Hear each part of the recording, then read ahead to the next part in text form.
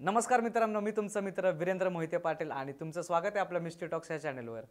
तर आज आपल्याकडे एक मॅम आलेले आहेत, तर त्यांचं तर मनापासून सॉरी मॅम, कारण की ते खूप वेळ झाले थांबलेले होते, थोडं मिसकम्युनिकेशन झालं, त्याच्यामुळे त्यांना थोडं थांबवावं लागलं। नाही, इट्स ओके, असं काही नाही. थोडा वेळ थांबले मी, कारण एवढं लांबून आले होते, तर मी म्हटलं की काहीतरी इमर्जन्सी असेल तर थांबले. असं कधी होत नाही, पण थोडं मिसकम्युनिकेशन हा, तेवढं होऊ शकतं ना, तेवढं अंडरस्टूड आहे. तर पहिले तर आमच्याकडनं ना आपल्या पूर्ण प्रेक्षकांकडनं तुमचं मनपूर्वक स्वागत की तुम्ही एवढ्या लांबून इकडे आलेला आहात। तर चला मित्रांनो, आता मॅम सोबत घडलेले अनुभव ऐकूयात, ते कशा कशा या प्रॉब्लेममधनं त्यांनी सोल्युशन्स घेतले किंवा मार्गदर्शन घेतलं आणि ते कसे ह्यातनं बाहेर पडले ते ऐकूयात। नमस्कार मॅम। नमस्कार. काय आपलं नाव? माझं नाव तेजस्विनी जगताप. पुण्यावरून आले मी, वाघोलीमधून, आणि बेसिकली मी कोल्हापूरची आहे. अपब्रिंगिंग माझं सगळं मुंबईला झालं आहे, तर माझे दोन्ही ठिकाणाचे एक्सपिरियन्स आहेत. एक मुंबईचा एक्सपिरियन्स आहे आणि एक पुण्याचा एक्सपिरियन्स आहे, आणि एक ट्रॅव्हलिंग करतानाचा एक्सपिरियन्स आहे. सो मी मुंबईचा एक्सपिरियन्स पहिला सांगेन, बिकॉज तो ऐकण्यासारखा आहे. बरं, त्याच्या आधी एक प्रश्न होता की यूट्यूबला भरपूर चॅनल आहेत हॉररचे, तर तुम्हाला असं काय वाटलं की मिस्ट्री टॉक्स बरोबरच हा अनुभव शेअर करावा म्हणून? मिस्ट्री टॉक्स बरोबर अनुभव शेअर करायचा म्हणजे तुमच्या चॅनल, म्हणजे मिस्ट्री टॉक्सचे जेवढे मी व्हिडिओज वगैरे पाहिले, त्याच्यामध्ये मला ती एक ऑथेंटिसिटी जाणवली की तुम्ही कुठलीही स्टोरी असेल, किंवा लहान असू दे स्टोरी, मोठी असू दे, कशी असू दे, तुम्ही त्याला महत्त्व न देता तुम्ही स्टोरीला आणि त्यांच्या भावनांना जास्त महत्त्व दिलेलं आहे. आणि तुम्ही तेवढ्या ह्याच्यानी ऐकलं आहे की त्यांचे काय अनुभव आहेत, किंवा ते कोणत्या त्रासातून गेलेत, आणि ते जेव्हा सांगतात त्याच्यामध्ये त्यांचे जे फिलिंग्ज आहेत किंवा त्यांचे एक्सपिरियन्स आहेत ते कळून येतात त्याच्यामध्ये. अदर चॅनल्समध्ये मला हा एक्सपिरियन्स कधी नाही आला, आणि त्यामुळे मी तुमचा जो चॅनल आहे मिस्ट्री टॉक्स, हा मी रेग्युलर बघते, अगदी न चुकता. काहीही असू दे, मी दिवसातून 5 मिनिटाचा वेळ काढून एक एपिसोड तरी मी बघतेच. जसे की तुम्ही मला सांगितलं की तुम्ही पूर्ण फॅमिली बसून पूर्ण हा आपला मिस्ट्री टॉक्सचा चॅनल पाहता, एपिसोड पाहता, तर तुमच्या घरामध्ये चर्चा काय एक्झॅक्टली होती? चर्चा म्हणजे आम्ही रादर आम्हाला ह्या गोष्टींचं पहिले नॉलेज नव्हतं, म्हणजे आम्हाला एक्सपिरियन्स भरपूर आले, बट म्हणतो ना, जसं तुम्हाला पब्लिक प्रत्येकाचं वेगळं वेगळं मत असतं, प्रत्येकजण वेगळं सांगतो की अरे असं काही नसतं, एकजण म्हणतो ह्या गोष्टीच असतात, ह्याच्याशिवाय दुनिया नाही आहे, देव आहे तर निगेटिव्ह एनर्जी पण आहेच, हे मला कळलं जेव्हा मी ह्या सगळ्या गोष्टींचा एक्सपिरियन्स घेतला. घरी फॅमिलीचा, फ्रेंड्सचं वगैरे जे रिॲक्शन आहे, तर आम्ही जास्त मोटिवेट तुमच्यामुळेच होतं. जसं मी तुम्हाला सांगितलं की आम्ही उठता बसता तुमचे डायलॉग मारतो. सो आमचं काही जरी नसलं, काय बोलायचं नसलं, कोण शांत असलं तरी आम्ही मधून एखादा डायलॉग मारतो. तर मित्रांनो, मी वीरेंद्र मोहिते पाटील, हा एवढा आमचा ठरलेला डायलॉग आहे. म्हणजे अगदी जेवण काय करायचं ह्याचं उत्तर नाही मिळालं तरी आम्ही म्हणतो तर मित्रांनो. एवढी सवय झाली आहे तुमच्या चॅनलची, आणि आम्ही रेग्युलरली बघतो ते चॅनल. आम्ही ट्रॅव्हलिंगमध्ये असू दे, काही असू दे, आम्ही चहा प्यायला जरी कोणी थांबलो कुठे, तर तिथे आम्ही एक एपिसोड बघतो. त्यामुळे मी तुमच्या चॅनलला अप्रोच केलं, म्हणजे मला ती जेन्युनिटी वाटली तुमच्या चॅनलमध्ये, आणि तुम्ही पण तेवढ्या जेन्युनली तुमचे जे क्वेश्चन्स आहेत त्या खूप मायने ठेवतात, आणि तुम्ही परत पुन्हा त्याच ठिकाणी जिथे कट ऑफ झालेलं आहे गोष्टीमध्ये, तुम्ही परत तिथे येतात. त्याला जास्त महत्त्व आहे, ती भरकटू देत नाही तुम्ही स्टोरी, ते जास्त महत्त्व. तुमचं मनापासून थँक्यू, कारण की तुम्ही खूप बारक्या बारक्या गोष्टी आमच्या ऑब्झर्व केलेल्या आहात त्याच्यासाठी. तर चला आता सुरुवात करूयात, काय काय कसं कसं तुमचा मुंबईतला अनुभव घडला होता? मुंबईतला म्हणजे मी जसं तुम्हाला सांगितलं की माझं अपब्रिंगिंग सगळं मुंबईला झालं आहे. अगदी लहान असल्यापासून मी मुंबईला राहिली आहे. मी लोकेशन नाही सांगू शकत पब्लिकली, बट मुंबईमध्ये मी राहायचे. तर सुरुवातीला मी जशी जाणती झाले तोपर्यंत आम्ही चाळीत वगैरे राहायचं, आमचं सगळं व्यवस्थित चालू होतं. वडील बँकमध्ये जॉबला होते, पिऊनपासून ते कॅशियर झाले, मॅनेजर झाले, सगळं चांगलं होतं. नंतर मला छोटा भाऊ झाला, त्याच्यानंतर एक भाऊ झाला, आणि जेव्हा छोटा भाऊ झाला त्याच्यानंतर माझ्या वडिलांनी एक फ्लॅट घेतला. तिकडे आम्हाला एक वर्षभरात पोझिशन मिळणार होतं. वर्षभरात पोझिशन मिळालं, आम्ही तिकडे राहायला गेलो. सगळ्या गोष्टी एकदम छान सुरळीत चालू होत्या, म्हणजे काहीच तिथे प्रॉब्लेम नाही, काहीच नाही. पण एक म्हणतो ना की नेगेटिव्ह एनर्जीला, तुमच्या नेगेटिव्ह गोष्टी जर तुम्ही घरात करत असाल किंवा काय, तर त्याची ताकद किंवा त्याची पॉवर जास्त वाढते, अट्रॅक्ट होतात. हो, अट्रॅक्ट होतात. आणि तसंच काही घडलं आमच्या घरात, ते मी आता तुम्हाला सांगते. म्हणजे सुरुवातीचा एक वर्षभर आमचं सगळं व्यवस्थित गेलं. मला अजून एक म्हणजे भाऊ झाला धाकटा, 2 नंबरचा. तर तो एक वर्षाचा होईपर्यंत सगळं व्यवस्थित होतं, आणि ऑल ऑफ सडन आमच्या घरात थोड्याशा निगेटिव्ह गोष्टी, भांडण तंटा म्हणा किंवा काही एक्सपिरियन्सेस असे यायला लागले. पण तोपर्यंत आम्हाला ते कधी नोटीस नाही झालं. फॉर एक्झाम्पल तुम्हाला सांगते, सुरुवातीला माझ्या भावाचं बारसं झालं, धाकट्या भावाचं, आणि त्याच्यानंतर मग आमचं थोडंसं चालू झालं. तर सगळ्यात पहिला किस्सा मी तुम्हाला सांगेन की आमच्या किचनमध्ये आपलं तेलाचा डब्बा असतो 15 किलोचा, तो डब्बा फुटला, ऑटोमॅटिक म्हणजे फुटला. काय गरम वगैरे ठिकाणी होता का तो? नाही, काहीच नाही. आपण किचनमध्ये साईडला ठेवतो ना, एका साईडला, की तिथून आपल्याला तेल घ्यायचं, जेव्हा आपल्या किचनमधलं संपतं तर आपण त्याच्यातून काढतो. किंवा त्यामध्ये असं काय गॅस वगैरे काय तयार झालता का, की असं एकदम टाईट झालता डबा?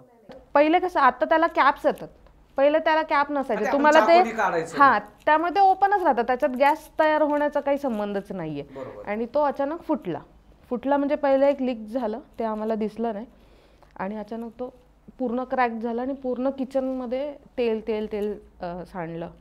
आणि माझे वडील, म्हणजे मी त्यांना वाईट नाही म्हणत आहे, पण खूप जास्त स्ट्रिक्ट होते, डिसिप्लिन होते. म्हणजे इथे बस म्हटलं तर बसायला पाहिजे, नाही उठ म्हटलं तर उठायला पाहिजे, त्याशिवाय तुम्ही स्वतःहून काही जरी केलं तर तुम्हाला बेल्ट, आणि बेल्ट म्हणजे नुसता बेल्ट नाही, बेल्टच्या भक्कलनी मार बसायचा आम्हाला डोक्यात डायरेक्ट.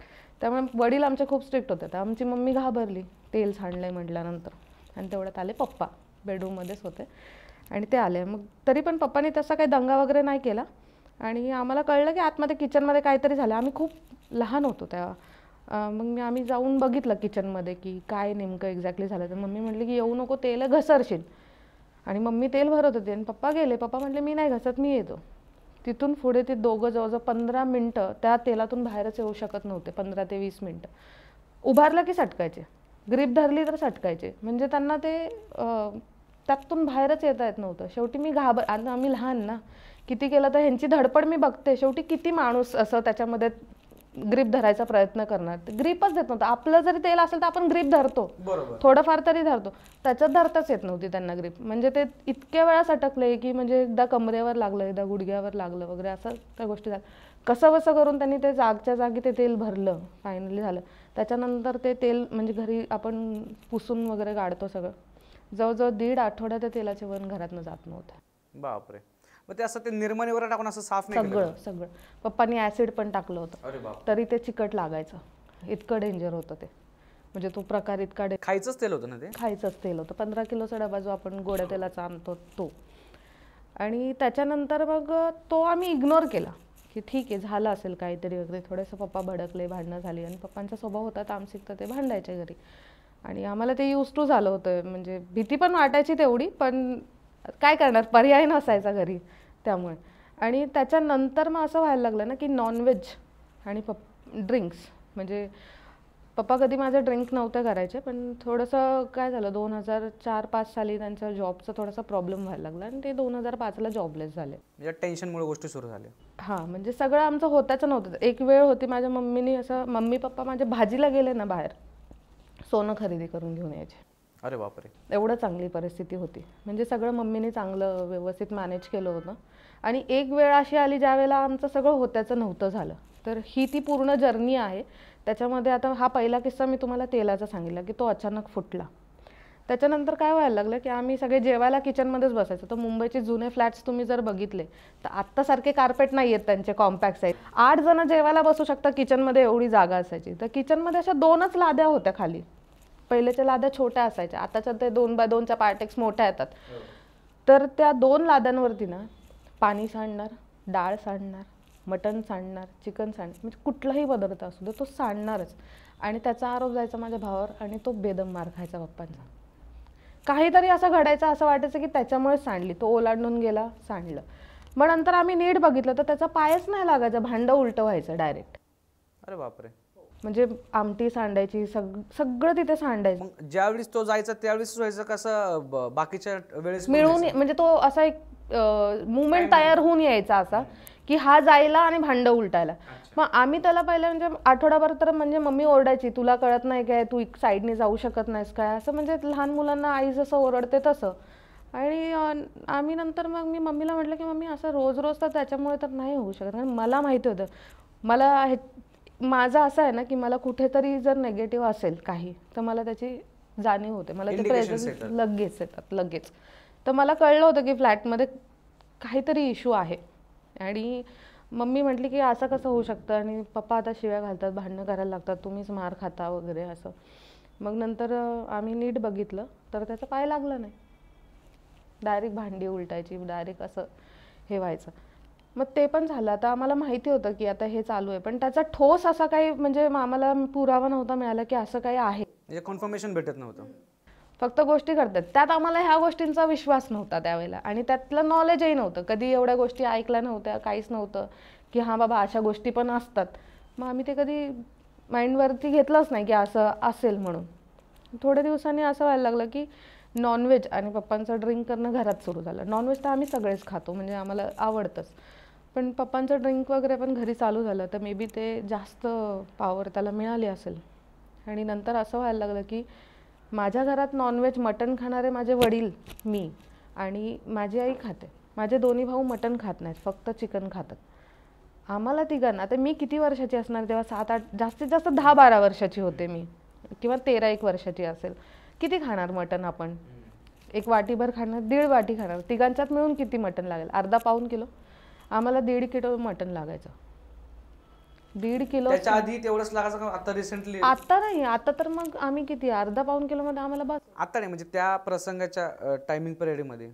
हा, तेव्हाच म्हणते, म्हणजे जेव्हा ते अनुभव यायला चालू झाले ना तेव्हा. त्याच्या आधी असं कधी नाही झालं. मला अर्धा किलो सफिशियंट होतं किंवा पाव किलो पण सफिशियंट व्हायचं. पण तेव्हा तिथून असं झालं की जवळजवळ आम्ही आहे ना 1.5 किलो मटण दुपारच्या टायमिंगला संपून पप्पा संध्याकाळी परत मटण आणायला जायचे. तेव्हा 1 किलो आणायचे. आणि एवढं ते मटण कन्झ्युम व्हायचं, आम्हाला कळायचंच नाही की ते मटण म्हणजे आम्ही खातोय काय होतं, आम्ही एवढं कसं खाऊ शकतो मटण वगैरे. बरं ते झालं, तेही आम्ही माइंडमधून काढलं. मग आमच्या पप्पांना हॉटेलला खायची खूप सवय होती, खूप जास्त. म्हणजे त्यांना हॉटेलचं जेवण खूप आवडायचं. बाहेर जायचं, खायचं, पोरांना न्यायचं, बायकोला पण न्यायचं, असं त्यांना खूप आवड होती. तर एक हॉटेल आहे तिथे फेमस, चायनीज वगैरे मिळतं तिथे मुंबईमध्ये. तर त्यांना तंदुरी द्यायचे त्यावेळेला, ते बाहेर लावलेले असायचे बघा तंदुरी. मग तेव्हा ते तंदूर खायला आम्हाला न्यायचं ना, आम्हाला प्रचंड आवडायचं तंदूर. आता मला एक अंदाज आहे, तुम्ही सांगा की तंदूर आपण खायला गेलो, जरी विथ फॅमिली गेलो खायला, आता आम्ही तर लहान, भाऊ तर दोघंही लहान, ते तर 1 पीस पण मुश्किल नाही खाणार. किती तंदूर खाऊ शकता? 1 ते 1.5 मॅक्स टू मॅक्स. डोक्यावरून पाणी, म्हणजे एक म्हणजे खूप झाली. कारण मी पण लहानच होते. मम्मी आमची काय एवढं खात नाही, ती बेळगावला असल्यामुळे ती कधी जास्त बाहेर गेलेली नाही. मग इकडे मुंबईला आल्यानंतर पण ती कधी बाहेरचं खायची नाही, त्यांना घरातलंच सवय. आम्ही 4 तंदूर खाऊन परत वरती अजून 2 तंदूरसाठी भांडायचो. बापरे. की येऊ दे तंदूर. आम्हाला ते सर्व करणारे जो हॉटेलमधला आहे ना, तो आम्ही गेलो की त्याला घाम फुटायचा, शॉक होत असेल. शॉक व्हायचा. तो म्हणायचा करतायत काय. आणि नुसती तंदूर नाही, म्हणजे जे काय आम्ही बाकीचे स्टफ पण मागवायचो, रोटी आता आपण चौघांच्यात जरी मागितले तर 4 दुनी 8 रोटी खाऊ शकतो. म्हणजे 16 रोट्या व्हायच्या. बापरे. म्हणजे एवढं जेवण हे व्हायचं. त्याच्यानंतर एक किस्सा असा झाला की पप्पांनी तंदूर घरी आणली आणि ठेवली, पार्सल आणलेली. मम्मीने पिशवी बघितलं, पिशवी रिकामी. मम्मीने पिशवी नेऊन कचऱ्यात टाकली. पप्पा आमच्या डेंजर ना एकदम, म्हणजे त्यांना कसं सांगणार की आम्ही कचऱ्यात टाकले. पप्पा म्हटले की तंदूर घेऊन आणलेली. मम्मी म्हटली तंदूर कुठे? माझी मम्मी एकदम घाबरली. आणि पप्पांना सगळेच घाबरायचे, म्हणजे गावाकडे पण सगळेच घाबरायचे त्यांना. आणि मम्मीने जाऊन नंतर परत चेक केलं तर त्याच्यात तंदूर होतं. अरे बापरे, म्हणजे जस्ट टाकली तेवढीच नव्हती. टाकलं तेव्हा पिशवी मम्मीने गोळा करून टाकली, अक्षरशः गोळा करून टाकली. आपण पिशवी क्रश करतो ना तशी टाकली. आणि परत मम्मीने जाऊन बघितलं तर अख्खी तंदूर तिथे. मम्मीने ती काढली. आता सांगणार कसं पप्पांना, कारण पप्पा भडकल्यानंतर म्हणजे जो थरारा व्हायचा घरात, म्हणजे सांगण्यासारखा नाही तो आता ह्याच्यावर. आणि जेवण कचऱ्याच्या पेटीत टाकणं म्हणजे ते खूप मोठी गोष्ट आहे. मम्मीने ते काढलं. मम्मीने ती माफी मागितली, जे काय असेल चुकलं वगैरे म्हटली. पण मम्मी म्हटली त्यांना किती खराब झाली आहे बहुतेक, तुम्ही बघा एकदा, त्याच्यातून वास येतोय. असं काय सांगणार ना, आता कचऱ्यात टाकलेली कशी देणार खायला. बरोबर. म्हणून मग मम्मी म्हटली की असा विषय आहे आणि खराब झाली बहुतेक. मग पप्पा थोडंसं चिडचिड करायला लागले, त्यांना हॉटेलवाल्याने असं दिलं, उद्या बघतो त्याच्याकडे वगैरे वगैरे. मग पप्पा म्हणले दे टाकून. शेवटी टाकून दिली, कारण कचऱ्यातलं काढून खाणं योग्य नाही आहे. मग असे किस्से आमच्याबरोबर घडत झाले. आणि बिल्डिंगमध्ये ना आम्ही लहान असताना खेळायला जायचो भरपूर. खेळायला गेल्यानंतर ना बिल्डिंगच्या बॅक साईडला इतका अंधार असायचा आणि त्या अंधारात जायचं धाडस फक्त मीच करायचे लपायसाठी. आम्ही चोर पोलीस खेळायचो, पकडापकडी खेळायचो, लपनछुपी खेळायचो.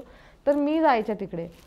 तर मी एकदा गेले आणि एक पाठीमागे एक अशी बाल्कनी होती, जी तो फ्लॅट बऱ्याच वर्षापासून बंद होता. ते फ्लॅटमध्ये कोणी आलं तरी ते निघून जायचं. मग तिथे काय होतं आय एम नॉट शुअर काय होतं, पण तिथल्या बाल्कनीमध्ये मी बघितलं ना असं की तिथे मांजरं नेहमी पिल्ला घालायची त्या बाल्कनीमध्ये, कारण मुंबईच्या फ्लॅट्सला सगळ्यांना ग्रिल असते, तुम्ही जाऊ शकत नाही. पण ग्राउंड फ्लोअरच्या बाल्कनीला ग्रिल नव्हती सुरुवातीला, नवीनच कन्स्ट्रक्शन त्यांनी बसवली नसेल. मग मी जायचे आणि तिथे मी पाहिलं की तिची जेवढी पिल्लं होती आणि मांजर होतं, तर त्या पिल्लांच्या आईला आणि पिल्लांना सगळ्यांनाच त्या बोक्यानी खाल्लं तिथे. म्हणजे एक तो घाणेरडा दृश्य मला दिसला, जे की बोका पिल्लं खाऊ शकतो पण त्यांच्या आईला नाही खाऊ शकत. त्यांनी खाल्लं तिथे. मला थोडंसं वेड वाटलं आणि मी एकदम अशी उतरायला आणि पटकन मला असं जाणवलं की कोणीतरी आहे अंधारात. मी जी धूम ठोकली तिकडनं मी डायरेक्ट फुल 80च्या स्पीडनी परत बिल्डिंगच्या समोरच्या कंपाऊंडमध्ये येऊन थांबले. म्हणजे असं काय जाणवलं की तुम्हाला वाटले कोणतरी आहे म्हणून तिकडे? मी जसं तुम्हाला सांगितलं ना की मला लगेच जाणवतं किंवा मला शॅडो दिसते, प्रेझेन्स फील होतो, लगेच कळतो. जरी समजा तुम्ही मला एका ठिकाणी नेलं आणि ती जर जागा चांगली नसेल तर मला त्याची वाईब येते की ते चांगलं नाही आहे म्हणून. तर मी बऱ्याच वेळेला बोलते, पण माझे फ्रेंड्स असू दे, फॅमिली असू दे, म्हणजे मला लगेच कळून जातं. मी ती काढता पाय घेते तिकडनं, मी लगेच गेले, कारण मला तिथे इन्व्हेस्टिगेशन करायचंच नव्हतं. कारण एकदम काळोख, माझ्यासमोर जरी कोण आलं असतं तर मला ते दिसलं नसतं. तेवढ्या काळोखात मला ते असं स्टील ग्रे कलरचं शॅडो जाताना दिसली. मी तिकडनं आले, मी परत मागे कधीच गेले नाही संध्याकाळचं. तरी पण आवली लहान असताना खेळताना 50 वेळा तिथे जायचं, 50 वेळा अनुभव येणार मला, तरी पण मी जायचं. मला हार्म काही झालं नाही, एवढाच विषय. हार्म माझ्या घरात व्हायचं फ्लॅटमध्ये, जेव्हा या गोष्टी वाढल्या, माझ्या पप्पांचा ड्रिंक वाढला. आणि कसं ह्या गोष्टींमध्ये मला नाही माहिती आता कोण विश्वास ठेवतं किंवा नाही ठेवत, पण जे करणी हा प्रकार आहे तो पण जर झाला तर त्याची ताकद अजून वाढते. बरोबर. ती जी बिल्डिंग होती ती, जसं मी तुम्हाला सांगितलं की दफनभूमीवरती ती बनवलेली होती आणि तिथल्या लोकांना माहिती नव्हतं की ती त्या दफनभूमीवर बनवली आहे आणि दलदलीवर बनवली आहे. त्या दलदलीत प्राणी म्हणजे घोडा म्हणा, कुत्रं म्हणा, ते सगळे त्या दलदलीत माणसांसकट मेलेले आहेत अडकून, कारण ती दलदल काढायची नाही आणि बाजूलाच दफनभूमी. त्यामुळे त्याचा पण मे बी तो इम्पॅक्ट असेल. त्यामुळेच, कारण शेवटी आपण त्याचं क्षेत्र टेक ओव्हर केलेलं आहे म्हटल्यावर त्याला तर राग येणारच. आणि नंतर मग असं व्हायला लागलं की घरात ह्या गोष्टी, जसं भांडण तंटा खूप जास्त व्हायचं. आणि पप्पांचा एवढा स्वभाव तापट झाला इतका की आम्ही कधी विचार पण नाही केला की काही चुकलं, जेवायला बसलेलं ताट ते स्लॅबला उडवायचे डायरेक्ट. का असं सडनली? बसताना तुम्ही काही चुकीचा शब्द जरी बोललात तरी ते भडकायचे. जनरली एवढा माणूस भडकत नाही. बरोबर. घर पेटवायला उठणार, मारायला उठणार. म्हणजे त्यांचा तो अग्रेसिव्ह जो म्हणतो ना, अग्रेसिव्हनेस तो जास्त वाढला. होते ते आधी पण अग्रेसिव्ह, नाही असं नाही. ते मुंबईच्या लोकलमध्ये गेले तर लोकलच्या डब्यातून 7-8 जण खाली उतरायचे, बाई भाई आ गया म्हणून. ते नव्हते तसे, त्यांचा स्वभाव होता, पण असं बाहेर पब्लिकली असं कधी करायचे नाही. पण त्यांचा नुसता चेहरा बघून घाबरायचे ते. फुलवाल्याने तर आपल्या फुलाच्या पाट्या चालत्या ट्रेनमधून खाली फेकून दिलं होतं आणि उतरले होते त्यांनी चालत्या ट्रेनमधून. एवढे घाबरायचे पप्पांना. त्यामुळे ती कोणाची हिंमत नव्हती पप्पांना नाडायची, म्हणजे एवढे स्ट्रॉंग होते.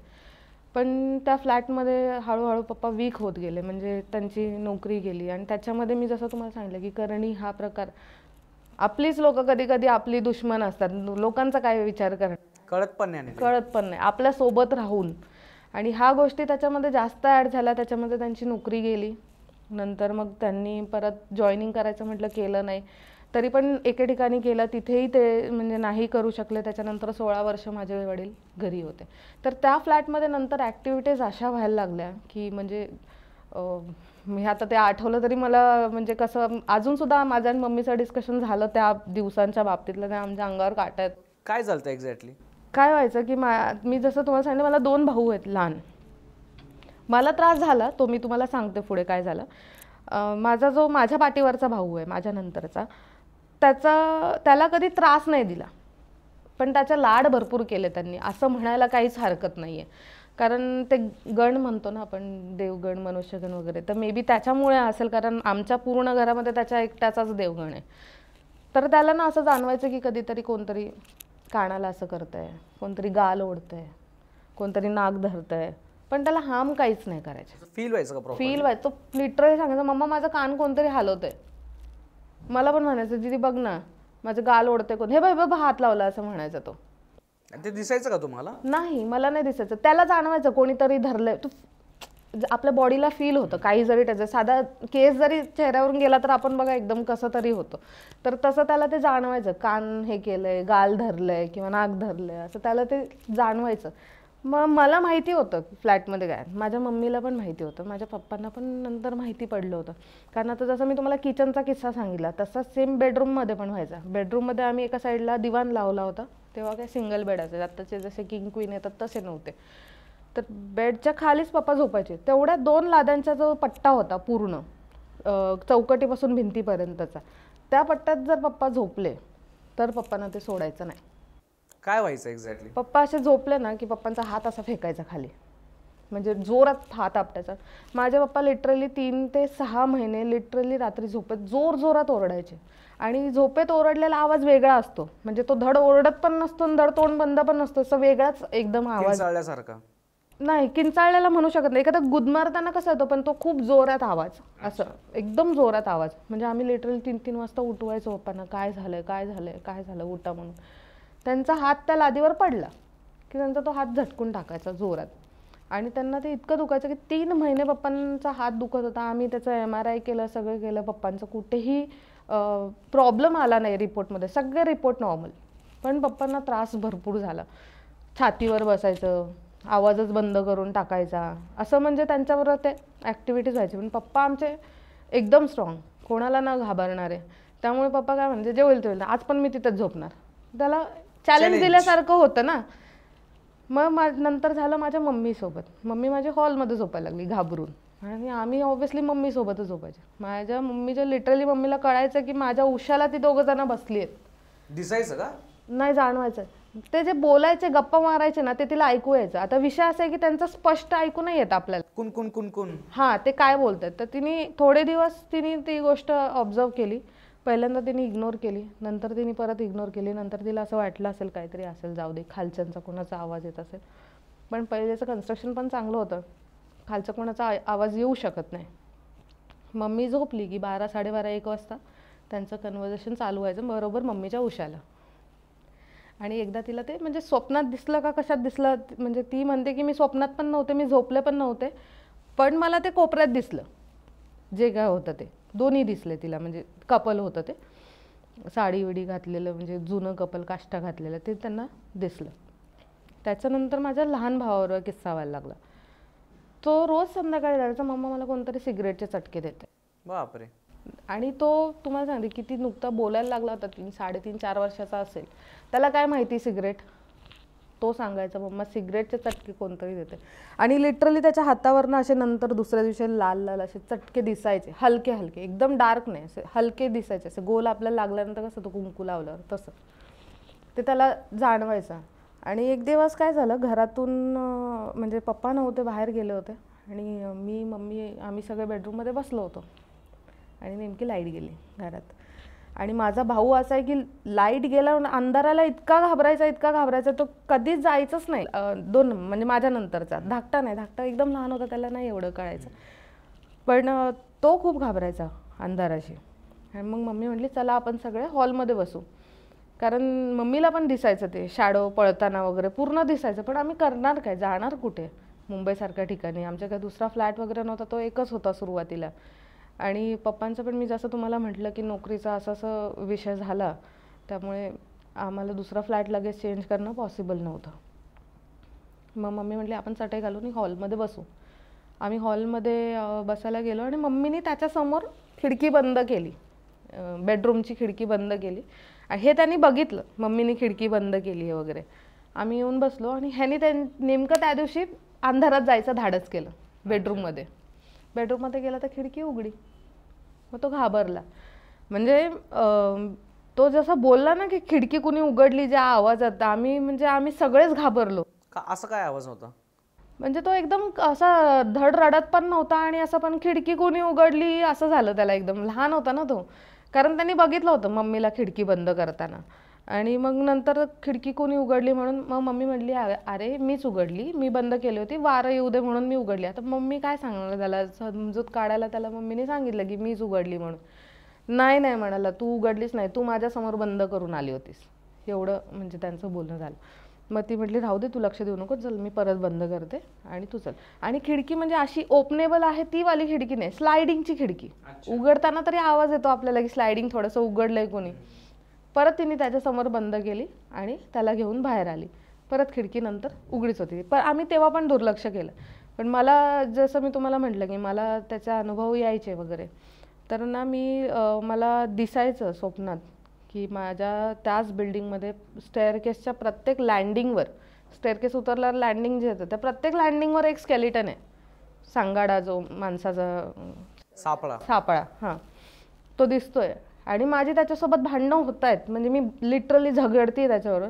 आणि मी सकाळी झोपेतून उठले आणि माझ्या दोन्ही अंगावर असे 3-3 नखं होती ओरबडलेली, 3-3 नखं होती ओरबडलेली, म्हणजे एवढा भयानक प्रकार. आणि फक्त आम्हालाच नाही, सोसायटीमध्ये सगळ्यांनाच तो त्रास होता. पण कोणी कोणाला सांगायचं नाही, कारण विश्वास कोण ठेवणार. त्रास होता म्हणजे त्यांना पण स्वप्नात तेच दिसायचं का बाकीच्या सोसायटीतल्या लोकांना? नाही ना, असं डिस्कस व्हायचं नाही ना. आता पप्पांचं कसं, पप्पांचे फ्रेंड्स असले की ते डिस्कस करायचे, मग पप्पा सांगायचे, पण आम्हाला थांबू द्यायचे नाही, कारण आम्ही लहान घाबरणार. त्यामुळे एवढं आम्हाला माहिती होतं की सोसायटीमध्ये सगळ्यांना त्रास होतो. आणि हे म्हणजे त्यांनी सांगितलं, म्हणजे आम्हाला कळलं की बाबा हे आहे, जे आम्हाला दिसतं ते काय खोटं नाही आहे, हे आहे. आणि फक्त माझ्या नंतरचा जो भाऊ आहे त्याला ते खेळवायचं, पण धाकट्या भावाला भरपूर त्रास आहे. धाकट्या भावाला तर एकदा त्यांनी म्हणजे पूर्ण तो गुदमरला होता. आपण कदाचित तोंडावर उशी ठेवल्यानंतर कसं तसा तो गुदमरला होता बेडरूम. आणि मी जास्त सांभाळलं आहे त्याला, त्यामुळे माझं भरपूर लक्ष असायचं त्याच्यावरती. मग मी बेडरूममध्ये गेली तर तो एकदम असा गुदमरल्यासारखं करायचा. मी त्याला जे तिकडनं उचललं आणि हॉलमध्ये आणलं, मी परत त्याला त्या दिवशी बेडरूममध्ये नेलंच नाही. मी म्हटलं तू आज हॉलमध्येच झोपायचं मम्मी, ह्याला काही नेऊ नको तू आतमध्ये. मग आम्ही त्या दिवशी हॉलमध्येच झोपलो. आणि असाच एक इन्सिडेंट असा झाला की एक दिवस आमच्या बिल्डिंगमध्ये इडली चटणीवाला आला. तुम्हाला माहिती आहे मुंबईला भोपू वाजून इडली चटणी घेऊन येत. तुमच्याबरोबर जो अनुभव झाला तो हा एकच होता का, फक्त जे स्केलेटन दिसायचं वगैरे? हो, मला ते दिसायचं, मी भांडायचे त्याच्यावर, माझे हातापाय व्हायची त्याच्याबरोबर लिटरली. मग त्यावेळेस तुम्ही घरच्यांना सांगितलं नाही का की असं? मम्मीला सांगितलं, पण ती म्हणजे मी तुम्हाला जसं सांगितलं की आम्हाला जाण्यासाठी कुठे ऑप्शन नव्हता. आणि सांगून त्याच्यावरती काय पर्याय उपाय होतात हे आम्हाला माहिती नव्हतं तेव्हा, किंवा पण लहान होतं ना. हां, आणि आमच्यासाठी तिथे मुंबईमध्ये असं कोणतरी ह्याच्यावर उपाय करून देईल अशा लोकांबद्दल पण माहिती नव्हतं. आणि ती एक पहिल्याच्या लोकांमध्ये म्हणतात ना की असं लाज वाटते की कसं विचारणार आपण एखाद्याच्या घरात जाऊन की असं असं होतंय आणि ह्याच्यावर काय पर्याय आहे, किंवा तुम्ही एखाद्या माणसाचा रेफरन्स द्या. नाही, आम्ही फक्त स्वामी समर्थांचं मंत्र लावायचो घरामध्ये, त्याच्यावरच आम्ही जे काय तरलो ना. खरं तर तुम्हाला सांगते, माझी भक्ती मी खूप मानते त्यांना, स्वामी समर्थांना. आणि त्यांची भक्ती जेवढी आहे त्याच्यावरतीच आम्ही तरलो. वेगळं आम्ही काय त्याच्यावरती केलं नाही, बिकॉज तो फक्त आमच्या फ्लॅटचा त्रास नव्हता, तो ऑल ओव्हर सोसायटीचा होता.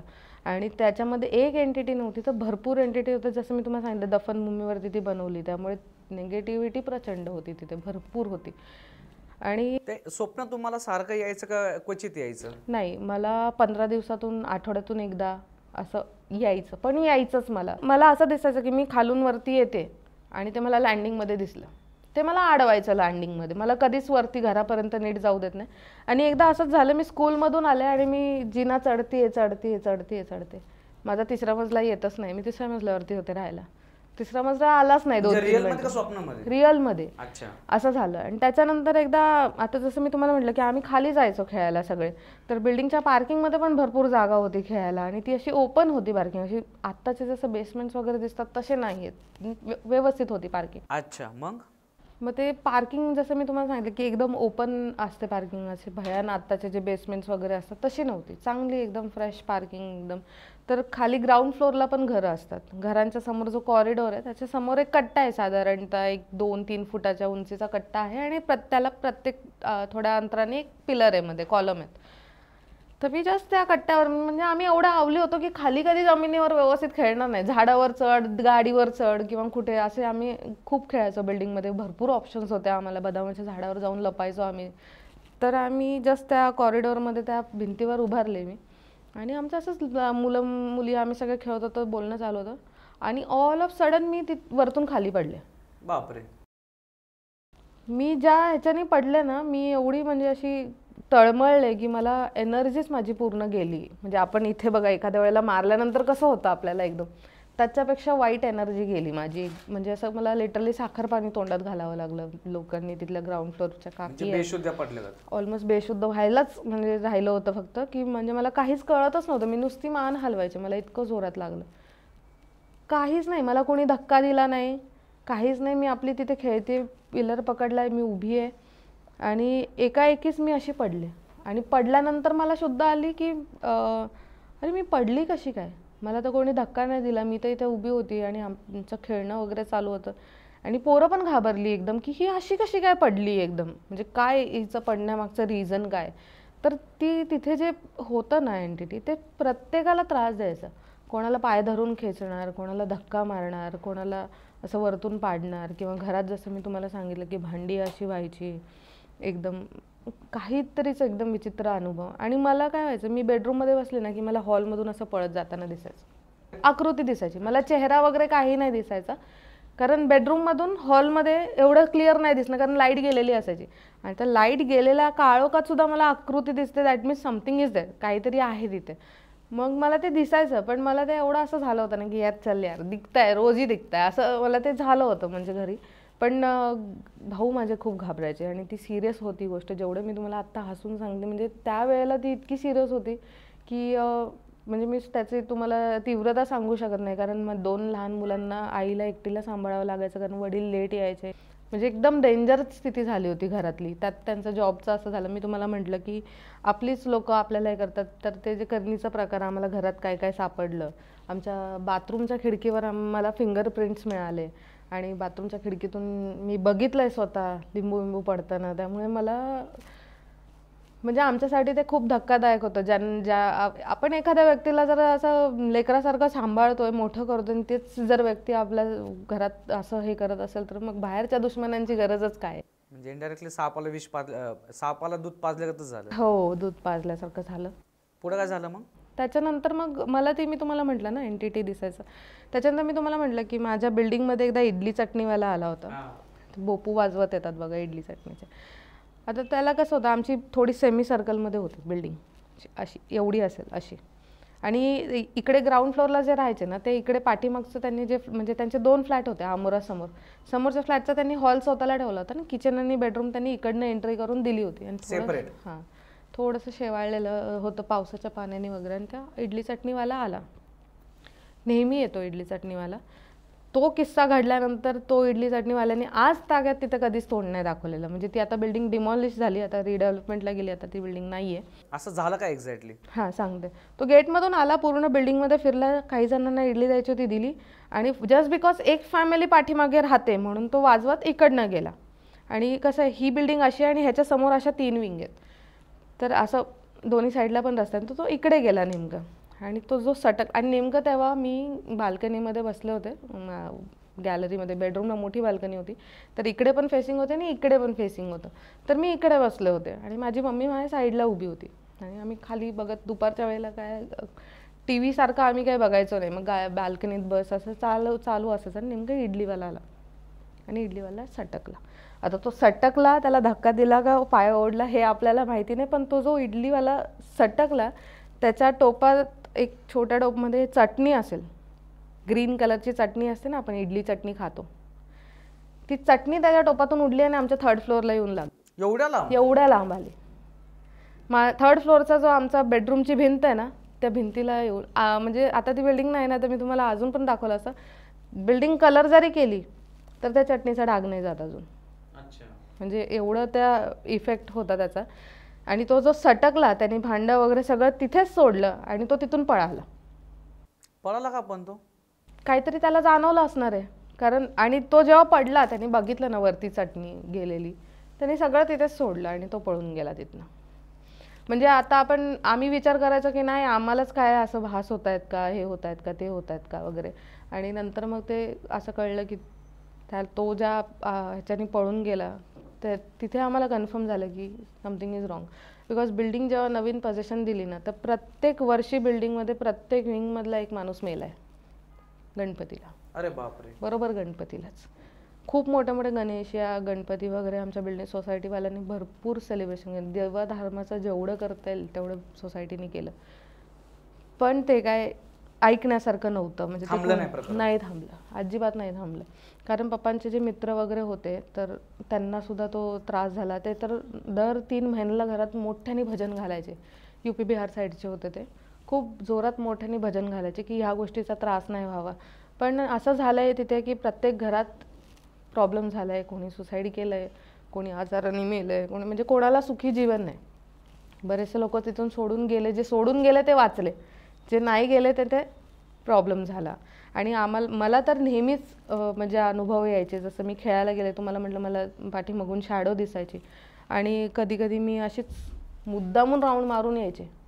माझ्या मनात काही नसायचं, पण ते एक म्हणतो ना आपल्याला की असं बघितलं की असं वाटतं की आहे बाबा काहीतरी, हा बोलवतंय किंवा बघावं, एक क्युरिओसिटी नाही का, मी कशाला घाबरते, मी जाणार बघणार असं. आणि मी बघून यायचे आणि मला काही अनुभव आला की मी पळत सुटायचे तिकडनं. आणि बिल्डिंगला कसं 3 बाजूनी एंट्रन्स होतं, म्हणजे मेन गेटमधून तर होताच, इकडनं जाऊन तुम्ही मधून पण आत येऊ शकता, इकडनं जाऊन तुम्ही मधून पण आत येऊ शकता. त्यामुळे मला पूर्ण राऊंड मारायलाच पाहिजे असं काही नाही, मी इकडनं गेले तरी मला यायला मिळायचं. पण त्या बिल्डिंगच्या बॅक साईडला भकासच वाटायचं. म्हणजे पहिलेपासून डे 1 पासून त्या साईडला कधीच फ्रेश नाही वाटलं पाठीमागे जायला. आणि नंतर मग खूप जणांचं असं झाल्यानंतर मग मोठ्या लोकांनी केलं असेल बाहेर चौकशी वगैरे, तर कळालं की तिथे एक नाही तर म्हणजे भरपूर जास्त एंटिटीज आहेत आणि प्रत्येक फ्लॅटला 2 ते 3 एंटिटीज छळतात. बरे बापरे. पण त्याच्या मागचं कारण काय होतं, तेवढ्या सगळ्या गोष्टी तिकडे असायच्या?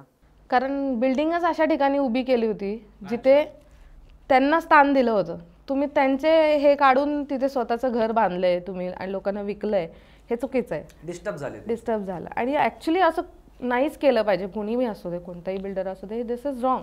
त्या गोष्टीचे त्या जागेला त्याचं ते महत्त्व त्याला दिलेलंच पाहिजे कधी पण. आणि तुम्ही आधी काय विधी केलाय काय नाही आपल्याला माहिती नाही का, तुम्ही असंच काढून फेकला असणार तर ऑब्व्हियसली ते त्रास देणार. तुम्ही त्यांची जागा हडपून घेऊ शकत नाही ना. मग त्याच्यावर शेवटी सोल्युशन काय निघालं? सोल्युशन काहीच नाही. नंतर सोल्युशन करायसाठी सगळ्यांनी एकजूट यायला पाहिजे ना. एकी नसल्यामुळे तो प्रॉब्लेम जास्त वाढत गेला. त्यात बऱ्याचशा गोष्टी अशा सापडल्या त्या बिल्डिंगमध्ये, गार्डनमध्ये वगैरे, त्या माझ्या भावाने स्वतः खोदून काढलेल्या आहेत. अरे बापरे. आणि त्यालाच परत काही जणांनी सांगितलं की तू अजून 4 कोपरे खोदशील का. पण असं का बोलले ते? दुसरी कोणाची हिंमत नव्हती ना ते काढायची. आता ह्यानी खेळता खेळता काढलंय तर बाकीचं पण निघून जाऊ दे असं त्यांचा हेतू होता. पण हे चुकीचा हेतू होता त्यांचा. माझी मम्मीने माझ्या भावाला खाली सोडणं बंद केलं नंतर. आणि त्याच्यानंतर परत आपण तुमच्या वडिलांकडे यात. मग नंतर झालं काय वडिलांचं की ते एवढे रागराग करायचे? हां, ते जे ॲग्रेसिव्ह झाले ना त्याच्यामध्ये मी जसं तुम्हाला म्हटले की करणे हा प्रकार पण जेव्हा ॲड होतो त्याच्यामध्ये माणूस अजून ॲग्रेसिव्ह होतो. तर मी तुम्हाला ते तंदुरीचा किस्सा सांगितला पप्पांचा, असं झालं. नंतर हाताचा किस्सा सांगितला. हॉलमध्ये झोपल्यानंतर पण असं व्हायचं, त्यांची छाती दाबून ठेवायचं. पप्पा जोरजोरात ओरडायचे पण आवाज एवढा मात्र नाही यायचा बाहेर, कधीच नाही यायचा. मम्मीला नेहमी, म्हणजे हे आमचा 11 वर्ष चाललं, म्हणजे टचवूड आणि देवाचा आपल्याला साथ आहे म्हणून जीवितहानी कोणाची आमची झाली नाही, पण ऑलमोस्ट होण्याच्या मार्गावर होती. इतकं भयानक दृश्य आमच्या घरात होतं त्यावेळेला. आणि पप्पांची नंतर मग नोकरी, जसं ह्या 2 गोष्टी जेव्हा एकत्र झाल्या तेव्हा पप्पांची नोकरी पण गेली. आणि नंतर आम्हाला लक्षात आलं की नोकरीचे डॉक्युमेंट्स कोणीतरी XYZ व्यक्तींनी मागून घेतले होते. नोकरी लावतो, लोन करून देतो वगैरे. तर ते नंतर हां, ते 2 वर्षांनी लक्षात आलं आमच्या. अच्छा. तोपर्यंत आम्हाला पूर्णपणे विसर पडला होता त्या गोष्टीचा की असं असं आमच्याकडून नेलेलं आहे म्हणून, कधीच नाही. नंतर वडिलांच्या नोकरीचं नाहीच झालं. मग मी तेव्हा 7thला होते जेव्हा त्यांचा जॉब गेला. त्याच्यानंतर माझं 10thची एक्झाम झाली आणि 2-3 दिवसात मी जॉब करायला सुरुवात केलं मुंबईलाच. मी टाटामध्ये स्टार्ट केलं. एक हब होती टाटाचं, तिथे मी स्टार्ट केलं. कारण पोरं दोन्ही लहान होते, मला त्यांना सपोर्ट करणं गरजेचं होतं. म्हणून मला ती जाणीव झाली तर मग मी त्यांना सपोर्ट करायला स्टार्ट केलं. हा माझा तिथला अनुभव होता. फक्त त्यांनी काय केलं मग नंतर की बिल्डिंग कमजोर झाली आहे आणि मेंटेनन्स वाढवावं लागेल किंवा मग रिडेव्हलपमेंटला द्यायला लागेल असं त्यांनी सांगितलं. आणि मग तिकडनं लोक बाहेर पडली. कारण त्याच्यावर काबू करायला ते काय 1-2 नव्हते, भरपूर होते ना ते. कारण की बरोबर. आणि ते एवढ्या वर्षापासून होते म्हणजे त्यांची ती जो प्रेझेन्स आहे तो खूप स्ट्रॉंग झाला असणार आहे. त्यांना काढणं पण म्हणजे इम्पॉसिबल गोष्ट होती ती. भरपूर. रिडेव्हलपमेंटला पण ती लवकर नाही गेली. म्हणजे खूप वर्ष त्यांना थांबावं लागलं. खूप प्रयत्न केले, भरपूर अडचणी आल्या. आणि मग ती आता रिडेव्हलपमेंटला गेली. पण आता जरी ती बिल्डिंग झाली तरी तिकडे तो प्रॉब्लेम होणारच. होणारच आहे, 100% होणार आहे. जर कोण त्याच्यातला शहाणा असेल, ज्याला खरंच वाटत असेल की बाबा ह्यांना पण ह्यांचा न्याय मिळावा, म्हणून त्यांनी त्यांच्यासाठी एक छोटासा जर प्रयत्न केला तर कदाचित त्याचा प्रभाव कमी होईल किंवा नाहीसा होईल. आता ते डिपेंड करतं की ते कसं. प्रभाव वगैरे म्हणण्यापेक्षा ज्या माणसाला अक्कल येईल त्याचा जीव तरी वाचेल भविष्यात, फॅमिली तरी व्यवस्थित राहील. आणि अजून एक किस्सा मी तुम्हाला म्हणजे सॉरी सांगायला विसरले. जेव्हा आम्ही तो फ्लॅट विकला आणि आमच्याच ओळखीच्यांनी तो फ्लॅट घेतला जिथे त्यांचे ऑलरेडी 2 फ्लॅट होते आणि त्यांनी हा घेतला. ज्या दिवशी त्यांनी टोकन दिलं त्या दिवशी त्यांच्या आईचा हात चालू मिक्सरमध्ये घातला त्यांनी. हात? हो. त्यांनी स्वतःनी घातला का? का असं? म्हणजे मला कळलंच नाही, मी चालू मिक्सरमध्ये हात घातला. अरे बापरे. आणि आम्ही म्हणत होतो की नको विकायला, उगाच कोणाचं नुकसान नको व्हायला, आणि आम्ही आयडिया दिली होती पण त्यांनी नाही म्हणले आम्हाला पाहिजे. म्हणजे तुम्ही सांगून विकलात असं? म्हणजे कुठल्या फसवणूक नाही केली कोणाची, आम्ही जे आहे ते सांगून विकलं. आणि त्या गोष्टीने म्हणजे तुम्हाला सांगते सगळ्यात जास्त बिल्डिंगमध्ये त्रास दिला असेल तर तो आम्हाला दिला असेल. कारण लिटरली 2-2, 3-3 दिवस असं व्हायचं की कोणतरी बेल वाजवतंय, मी जाऊन उघडते, बाहेर कोणच नाही. मी येऊन किचनमध्ये पोहोचते, पुन्हा बेल वाजते, मी परत जाते. मी जवळजवळ ना त्या दिवशी 20-25 चक्रा तर नुसतं डोअरपासून किचनपर्यंतच मारल्या. फायनली मी वरती चढले आणि वायर तोडू का मी विचार केला. मी जवळ जाऊन परत विचार केला वायर जर तोडली तर पप्पा मारतील, म्हणून परत मागे झाले. असा विषय झाला. नंतर पप्पांना सांगितलं, पप्पांना पण ते खरं नव्हतं वाटत. खरं म्हणजे पप्पा म्हणले मला माझं माइंड दुसरीकडे डायव्हर्ट नाही करायचं म्हटले, मी विसरत नसतो कुठून. ते एवढे ॲग्रेसिव्ह झालेले ना, त्यांना असं वाटायचं की आम्ही ते भांडून आहेत म्हणून त्यांना कुठल्या गोष्टीत आम्ही गुंतवतोय का असं वाटायचं त्यांना. कारण ते इतके म्हणजे डेंजर होते की गावाकडे सुद्धा ते आले की भाऊ आला म्हटल्यानंतर सगळे भाऊ आतमध्ये, त्यांच्यासमोर कोण नाही थांबायचं. डेअरीमध्ये एकदा गेले तरी लोन म्हणले अरे कोल्हापूरची फेमस शिवी माहितीच असेल तुम्हाला, अरे उठ म्हणला नाही का, पोलीस आला. आणि त्यांनी जेवढं काही चोरी केलेलं तिथे डेअरीच्या दारात सोडून ते पळून गेले दोघंजण. म्हणजे एवढं पप्पांना दिसण्यातच असे उंच धिप्पाड गोरे पान, असं उन्हात निघाले की लाल छान एकदम दिसायचे, पण असे कडक दिसायचे एकदम की हायचं जर एक हात बसली तर माणूस खालीच बसायला पाहिजे. अच्छा, तर हा होता तुमचा अनुभव. आणि तुम्ही सांगितलं ना ह्याच्या व्यतिरिक्त 2 अनुभव होते, ते काय होते एक्झॅक्टली? ते एक हडपसरचा अनुभव आहे. मी लग्न झाल्यानंतर मी जेव्हा फ्लॅट चेंज केला सेकंड बेबीच्या वेळेला, तर मी हडपसरला राहायला गेले होते. तर तिकडे एक माझ्याबरोबर अशी घटना घडली की जसं मी तुम्हाला सांगितलं की मला कुठे गेल्यानंतर मला ती वाईब येते, पण माझ्या मिस्टरांनी तो मला न विचारताच फायनल करून टाकलं. मी त्यांना नको म्हटलं होतं ते, कारण ज्या दिवशी मी तो फ्लॅट बघायला गेलेले त्याचं जेव्हा मी वॉशरूम ओपन केलं तर पहिली पद्धत कशी होती की अर्ध्याच लेवलपर्यंत टाईल्स लावायच्या, एक 6 फुटापर्यंत, 4-5 फुटापर्यंत, आणि वरच्या भिंतीवर ना सगळीकडे एवढे मोठे कॉकरोच पूर्ण भरलेले होते. म्हणजे बघितलं तर भीती वाटेल, एवढं अंगावर काटेल. बंद पडलं वगैरे होतं का आधी ते? काय मला असं वाटतंय, पण ते म्हणले की नाही आत्ताच 1 महिना झाला सोडून गेलेत, पण ते असं दिसत नव्हतं की महिनाभर बंद आहे, कारण जळमाट वगैरे होती आत खूप दिवसापासून, म्हणजे अबॅन्डन टाईपमध्ये. हां, आणि ते त्यांनी आम्हाला रेंटनी दिलं. मी तिथे गेले, रेंटनी आम्ही राहायला लागलो 1-2-3 महिने. मला काही विषय नाही. त्याच्यानंतर मला कळलं की माझी प्रेग्नन्सी आहे, तर मग माझं ट्रीटमेंट वगैरे चालू झालं आणि मी जॉब पण करत होते. अगदी मी प्रेग्नन्सीच्या आदल्या दिवशीपर्यंत जॉब केलेला आहे. कन्स्ट्रक्शनमध्ये असल्यामुळे मला ते फिरणं, चेकिंग करणं, त्यामुळे माझा म्हणजे थोडासा व्यायाम पण व्हायचा, तर मी जायचे जॉबला. तर सुरुवातीला मला काय असा अनुभव नाही आला तिथे, म्हणजे लगेच काही ते आपलं हे देत नाही, इंडिकेशन्स देत नाही.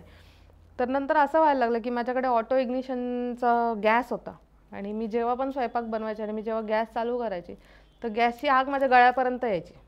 मी चालू केला की भक्कन असा जोरात असा आवाज यायचा, पेटलाय जोरात म्हणून, आणि इथे येऊन तो परत रिटर्न जायचा. अरे बापरे. आणि माझ्या घरात कुणीही जरी चालू केला तो कोणासोबत नाही व्हायचा, पण मी चालू केला तो माझ्या गळ्यापर्यंत येऊन रिटर्न जायचा. हे माझ्या घरात माझ्या मम्मीनी, सासूनी सगळ्यांनी नोटीस केलं की तुम्ही गॅस चालू केला की तो एवढ्या जवळ येऊन जातो. मग मी ते लाईटली घेतलं नाही का, गॅस मला असंच भेटून जातो म्हणून. आणि नंतर मग माझी प्रेग्नन्सी चालू होती. त्याच्यानंतर मला असं घरात एकटं राहायचं म्हटलं ना की माझ्या जीवावर यायचं. इथं हॉलमधून बेडरूममध्ये जायची हिंमत नाही व्हायची. मला काही दिसायचं नाही, पण मला हिंमत नाही व्हायची. एक बोलतो ना आपल्याला जाणवतं की तिकडे नाही गेलं पाहिजे, असं आपल्याला एक इंडिकेशन्स येतात नाही गेलं पाहिजे, तसं तिकडे मी जायचे नाही. आणि जर मी बेडरूममध्ये असेल तर मी हॉलमध्ये नाही जायचे. आणि असंच एक 2-3 महिन्यानंतर माझा एक चुलत भाऊ आला माझ्याकडे राहायला. मग माझे मिस्टर आणि माझा भाऊ बेडरूममध्ये झोपायचे आणि मी हॉलमध्ये झोपायचे सहज. तर मला एकदा असं नोटीस झालं की अरे मी तर रात्री कडी लावली होती मेन डोअरची, मग कडी कोणी उघडली, म्हणून मी जाऊन आतमध्ये बघितलं तर हे दोघं झोपलेले होते. मग मला असं वाटलं की मी विसरले असेल कडी लावायला. एकदा होऊ शकतं, दोनदा होऊ शकतं, तीनदा. रोज सेम डे असा प्रकरण नाही होऊ शकत की मी रोजच विसरते म्हणून.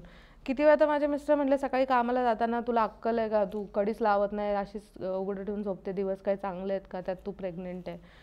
मी म्हटलं अरे मी रोज लावते कडी, मी रोजच उघडते बघ कडी. एवढं लाईटली घेतलं मी. आणि माझ्या शेजारी जे राहायचे त्यांना माहिती होतं की असं असं या फ्लॅटमध्ये प्रॉब्लेम आहे, पण त्यांनी मला कधी सांगितलं नाही.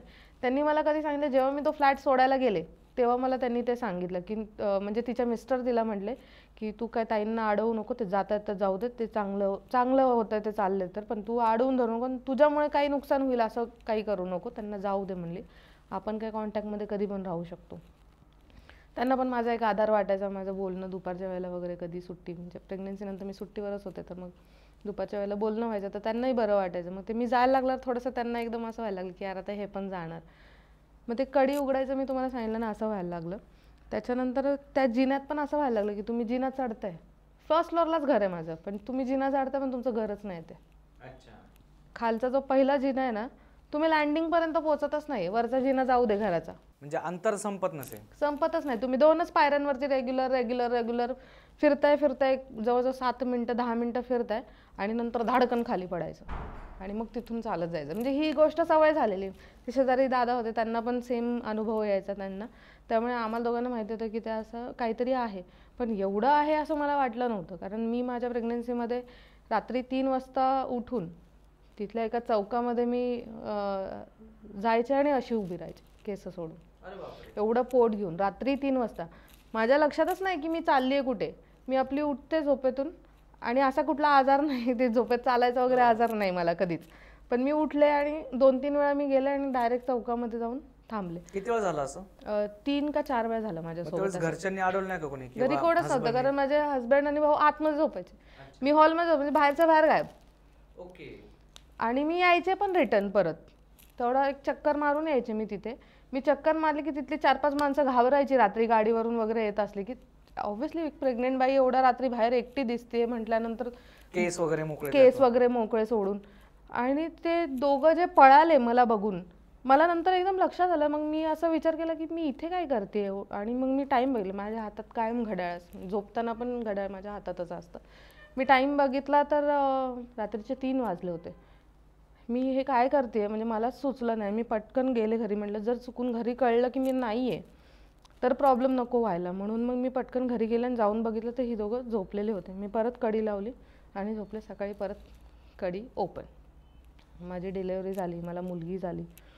आणि तिला नंतर आपण झोळी बांधतो ना घरात, तर तिला पाळणा ठेवायला जागा म्हणजे एवढं व्यवस्थित नव्हतं तिथे, त्यामुळे मी झोळी बांधलेली साडीची. तर ना मी तिला जेव्हा पण झोळीमध्ये झोका द्यायची, ती झोपायची झोळीमध्ये. आणि एक नंतर माझ्यामध्ये असा बदल व्हायला लागला ना की मी ती झोळी एवढ्या जोरात ढकलायची की ते बाळ जाऊन भिंतीला धडकलं पाहिजे जोरात, एवढा माझा फोर्स व्हायचा हाताचा. पण मजा आली त्या बाळाला, काय धक्का लागू दिला तिने. माझं बाळ कधीच जाऊन भिंतीला धडकलं नाही, कधीच नाही. एकदा माझ्याकडून माझ्या सासूच्या समोरच मी एकदम जोरात धक्का दिला नाही, आम्ही दोघे किंचाळलो की आता लागतंय का काय, पण ती तिथे जाऊन अशी गोल फिरली, पण भिंतीला नाही धडकली. बाळाला काहीच हाम माझ्या झालं नाही. म्हणजे तेवढ्या बाबतीत एक चांगला मला अनुभव आला तिचा, की बाळाला माझ्या कधी तिने धक्का नाही दिला. आणि एक दिवस असंच घरी माझे सासू सासरे वगैरे आले होते आणि आम्ही झोपायच्या जागेवरून थोडीशी भांडणं झाली, म्हणून मी माझ्या मिस्टरांना म्हटलं तुम्ही झोपा म्हटलं सगळे इथे. माझे सासू सासरे वगैरे सगळे हॉलमध्ये, मिस्टर वगैरे झोपले. मी बाळाला घेतलं आणि गेले बेडरूममध्ये झोपायला. राग तेव्हा नाकावरती, कारण बाळाला सांभाळून वगैरे पण चिडचिड झालेली असते. मी पटकन घेतलं बाळ आणि गेले बेडरूममध्ये झोपायला. आणि एक अशी दोरी बांधतात, लहान बाळाचे कपडे भरपूर असतात म्हणून मी एक क्रॉसमध्ये दोरी बांधली होती आणि एक अशी आडवी बांधली होती.